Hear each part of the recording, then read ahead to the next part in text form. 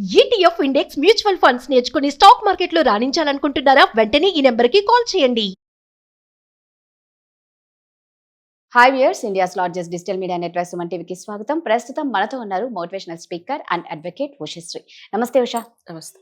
So Usha, ఈ మధ్య కాలంలో మనం బాగా కో లివింగ్ రిలేషన్స్ ఎక్కువగా చూస్తూ ఉన్నాం. అందుకేనేమో వీళ్ళు పెళ్ళి అనే దాని మీద, ఎందుకంటే వీళ్ళకి ఒక ప్రైవసీ పోతుంది, వాళ్ళు ఏం చేయాలనుకున్నది చెయ్యలేరు పెళ్ళి అయితే. సో దీనికి ఎక్కువ ఇంట్రెస్ట్ చూపిస్తున్నారు. అయితే ఈ మధ్య కాలంలో కొంతమంది అమ్మాయిలు ఆ అబ్బాయి కోలివింగ్ లో ఉండేసి ఆ అబ్బాయి కోసం కొన్ని లక్షలు ఖర్చు పెడితే ఆ అబ్బాయి చక్కగా ఇంకో ఇద్దరు ముగ్గురిని చక్కగా ఎంజాయ్ చేస్తూ ఉంటాడు. ఈ అమ్మాయి పరిస్థితి ఏంటి? పెళ్లి దాకా రాడు, పెళ్లి దాకా వస్తానంటాడు, రాడు, ఇటు ఇంకో ఇద్దరు ముగ్గురిని చక్కగా డీల్ ఇది చేస్తాడు. మనం మాట్లాడుకున్న కేసే. Yes. అండ్ ఇది ఎక్కడ జరిగిందంటే, ఇప్పుడు నీకు చెప్పింది పల్లెటూరులో జరిగింది.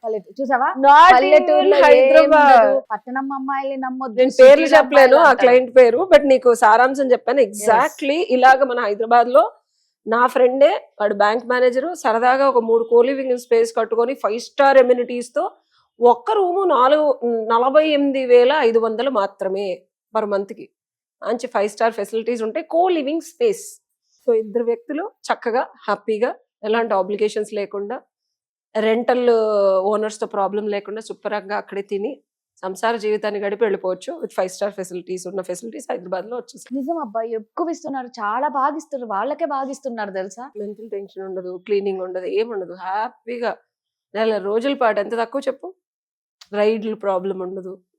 So by the way, it's not obligated to law. అంటే ఆ కోలివింగ్ వల్ల నీకు ఎలాంటి రైట్స్, అంటే నువ్వు వెళ్ళి మోసం చేశాడని పెట్టడానికి యాజ్ అ రిలేషన్షిప్ గా ఉండదు, కానీ నార్మల్ గా నీకు చీటింగ్ కేసులు అవి పెట్టుకోవచ్చు. సో నేను అమ్మాయిలకి చెప్పొచ్చేది, నేను ఇప్పుడు చెప్పిన అమ్మాయి పాపం కంట తడిగా ఏడుస్తూ ఇంకొక అబ్బాయి పెళ్లి చేసుకుంటానని రెడీగా ఉన్నా, ఈ పర్టికులర్ కేసు ఇంకా డీటెయిల్స్ నీకు చెప్పాలి అంటే, ఆ అమ్మాయికి తండ్రి లేడు, అండ్ ఈ అబ్బాయి ఒక రూమ్ లో ఉంటే వెళ్ళిపోయి, ఈ అమ్మాయి ఒక చిన్న పల్లెటూరు, ఐ కాంట్ అంటే not an upscaled city or town కూడా కాదు, అట్లాంటి దాంట్లో కూడా ఈ అమ్మాయి వెళ్ళిపోయి అబ్బాయితో ఉంది 2.5 ఏళ్ళు.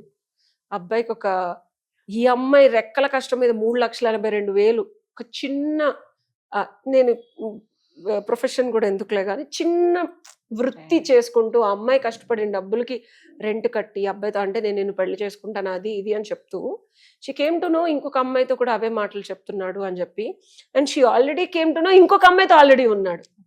సో వాళ్ళ ఫ్రెండ్స్ని అడిగితే, ఇప్పుడు వీళ్ళిద్దరికి సమాధానం చెప్పి, మీ ఇద్దరితో కాదు 3 అమ్మాయితో ఉంటానని చెప్పాడు. ఈ అమ్మాయి హైదరాబాద్ బతుకు తెరువు కోసం పొట్టా చేత్తో పట్టుకొని వచ్చేసింది. వచ్చిన తర్వాత రీఛార్జ్ చేయవే 2,000 అని చెప్పి ఫోన్ చేసి, నేను పక్కనే ఉన్నా, I was taking service from her, పక్కనే ఉంటే అమ్మాయి కళ్ళమ నీళ్ళు వచ్చేస్తున్నాయి. అప్పుడు నాకు స్టోరీ చెప్పింది. నేను చెప్పా, అమ్మా నీ లైఫ్లో రోగం వచ్చినా రుష్టి వచ్చినా ఇప్పుడు నీకు అక్కడ పరువు అంతా పోయింది, వీడితో నువ్వు ఫిజికల్ గా ఉన్నావని తెలుసు, అన్నీ తెలిసి కూడా నీకు తండ్రి లేడన్నా ఇంకొక అబ్బాయి ఫోన్ చేస్తున్నాడు నేను పెళ్లి చేసుకుంటానని. ఎమోషనల్ గా ఈ అబ్బాయిని వదలలేకపోతుంది. కో లివింగ్ లో ఉండే బిగ్గెస్ట్ ప్రాబ్లము అమ్మాయిలు ఒక్కటే కాదు, అబ్బాయిలు కూడా. ఒకసారి అమ్మాయితో ఉన్న తర్వాత ఎమోషనల్ గా వాళ్ళని వదలలేక, వీళ్ళు మూవ్ ఆన్ అయిపోయి ఇంకొకరితో ఉన్నా సరే వాళ్ళనే తలుచుకుంటూ ఉండే పరిస్థితులు చాలా ఎక్కువ కేసులు చూస్తున్నాం.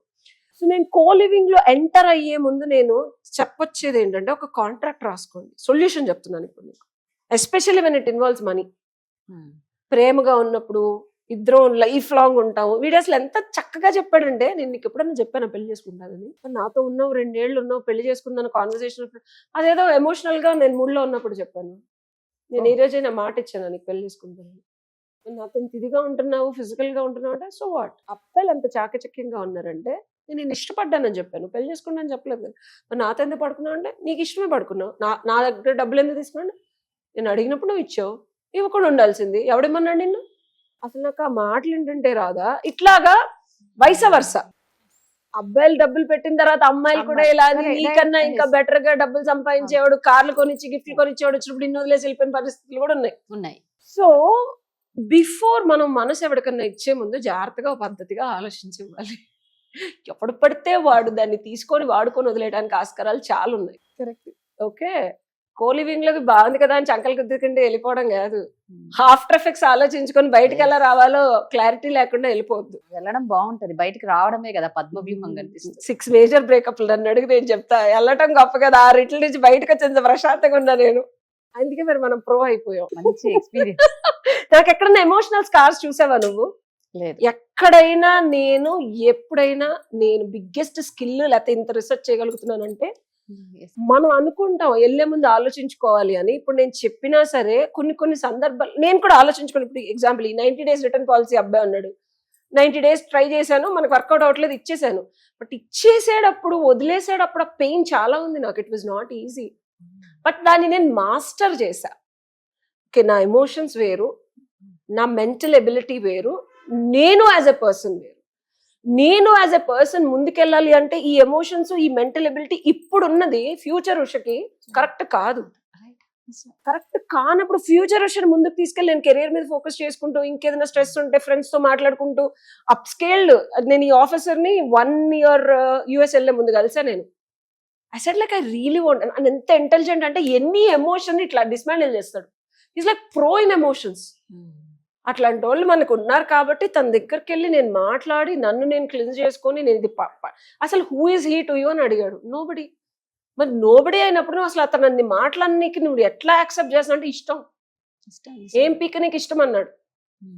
ఏమొచ్చింది నీకు దానివల్ల? డబ్బులు ఇచ్చాడా, లేకపోతే ఎమోషనల్ గా సపోర్ట్ చేశాడా, ఇంటలెక్చువల్ గా చేశాడా, ఫైనాన్షియల్ గా చేశాడా, లేకపోతే అవసరానికి ఏమీ లేదు. ఏమి ఇష్టం నీకు? దేనికి వచ్చింది ఇష్టం?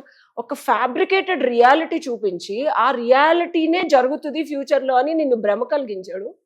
దానికి నువ్వు ఒక గుర్రం ఎలా అయితే ఇలానే చూపించిందో దట్ ఈస్ కాల్డ్, ఇది మనం మళ్ళీ మాట్లాడుకుందాం, డార్క్ సైకాలజీ అంటారు. మనకు తెలుసు మనం తప్పు చేస్తున్నామని, అండ్ మనకి తెలుసు అతను చెప్పేది తప్పని, అతనితో ఉండటం తప్పు చేస్తున్నాం తెలుసు. అండ్ మనం ఏమీ చేయకపోయినా అతను మనల్ని కావాలని టార్చర్ పెట్టడం, నువ్వు తప్పు చేసావు, నువ్వు తప్పు చేసావు, నువ్వు తప్పు చేసావు అని చెప్తే అది నమ్మేసి మనం ఆ ఊబిలో పడిపోతాం. That's what he did to me. అసలు డిస్మాండిల్ చేయడం ఎంత కష్టమో తెలుసా? And I did it and you saw me today. ఇప్పుడు నైట్ నుంచి ఇంత డాంటింగ్ అయినా ఇన్ని వీడియోలు చేసాం మనం. అసలు ఏమన్నా నాకు ఎమోషనల్ స్కార్స్ చూసావా? చూడలేదు. The moment you dismantle. So ఈ కో లివింగ్ లోకి వెళ్ళినప్పుడు బయటకి రావడం, డిస్మాండిల్ చేసుకుంటూ రావడం is very important. And more over డబ్బులు ఖర్చు పెట్టి గిఫ్ట్లు ఇచ్చి సుఖపెట్టినన్ని రోజులు ఇది బాగుంటది. కరెక్ట్. ఎయిదర్ పార్టీస్ మనం అనుకుంటాం ఒక తోడు నీడ బాధ్యత తీసుకుంటారు, బాగుంది, మనం ఒక లివింగ్ టుగెదర్ చేసిన తర్వాత లాంగ్ టర్మ్ రిలేషన్షిప్ గురించి ఆలోచించవచ్చు, అర్థం చేసుకోవచ్చు అని. It doesn't work like that. ఇప్పుడున్న ఎన్ని కో లివింగ్ లో, ఎన్ని హాస్టల్స్ లో ఎంతమంది పెళ్లిళ్ళు చేసుకుంటారు? 99% చేసుకోవట్లేదు. అండ్ ఈ నార్త్ వాళ్ళని చూసి మన తెలుగు వాళ్ళు పులిని చూసి నక్క వాత పెట్టుకున్నట్టు మన సంస్కృతి ఏంటి, మన తల్లిదండ్రులు ఏంటి, మన సాంప్రదాయం ఏంటి, వాళ్ళు ఎవరితో వెళ్ళి ఏమన్నా చేసుకుంటారు పెళ్లిళ్ళు అయినా, అది కల్చరల్ది. నేను 18 ఏళ్ల క్రితం చూసా ఫారెన్ లో.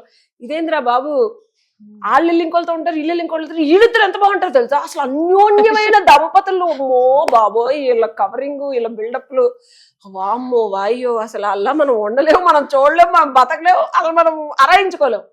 వాళ్ళని చూసి పులిని చూసి నక్కవాత పెట్టుకుని మన తెలుగు వాళ్ళు కూడా లివింగ్.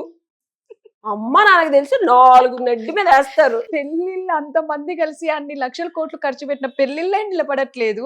ఒక్క సాక్ష్యం లేకుండా 4 గోడల మధ్య మీ ఇద్దరే ఉండి రేపు ఏదైనా జరిగితే మీకు ఎవరు ఏం చేస్తారని. ఎప్పుడేం చెప్పలేదని. ఇంకో విషయం తెలుసా, నార్త్ వాళ్ళు ఈ ముసుగులో గుద్దులాట ఎందుకు చేస్తారంటే ఎప్పుడు అడగద్దని. ఆడు రేపు పొద్దున శుభ్రంగా పెళ్లి చేసుకోవడానికి. ఆడి కాంటెక్స్ట్ వేరు. మనం పులిని చూసి మనం ఏంటి, మనం పులి కాదమ్మా, మనం నక్క చెత్తలు వేసుకుంటూ మన అమ్మా నాన్నని ఇంప్రెస్ చేసుకుంటూ, సొసైటీని ఇంప్రెస్ చేసుకుంటూ ప్రశాంతంగా పద్ధతిగా పెళ్లి చేసుకుంటే నక్క జీవితం అంత జీవితం ఇంకోటి ఉండదు. ఎగ్జాంపుల్ చెప్తున్నా, నువ్వు పులి అంటే వెళ్ళి సింహం లాగా వేటాడి ఆడి వస్తాడు నార్త్ తోడు. ఎక్కడికి వచ్చినా చూడు, నార్త్ భాషలో ఉన్న వాళ్ళందరూ సౌత్ వాళ్ళు తొక్కేస్తారు. వాళ్ళ వేషాలు వేరు, వాళ్ళ బతుకు తెరువు వేరు. మన బతుకు మనం కుక్క పిల్లలాగా అక్కడెక్కడ తిరిగి అప్పుడప్పుడు నక్క చిత్తులు వేసుకుంటూ మన బతుకు మనం బతుకుతున్నాం మన సొసైటీలో. దాన్ని చూసి నువ్వు ఒంటి నిండా వాతలు పెట్టేసుకుని నేను పులే అంటే అవదు. అక్కడ పులిరాజుకి ఏమైంది అంటారు తర్వాత. నీ జీవితంలో ఏమైందని అడుగుతున్నా. సొల్యూషన్ ఏంటంటే, ఒక్కవేళ నక్క జిత్తులు వేసి పుల్లాగా వాతలు పెట్టుకొని నువ్వు వెళ్ళినా అట్లీస్ట్ కాంట్రాక్ట్ రాసుకోండి, మీ డబ్బులు ఏదన్నా ఇస్తే రిటర్న్ తీసుకోవడానికి ఉంటుంది. 420 కేసులు వేసి నా దగ్గరికి రండి. లివింగ్ టుగెదర్ లో లీగల్ రైట్స్, కాంజుగల్ రైట్స్ ఇవన్నీ పక్కన పెడితే ముందు at least, and there are lot of loopholes also in that law పరంగా.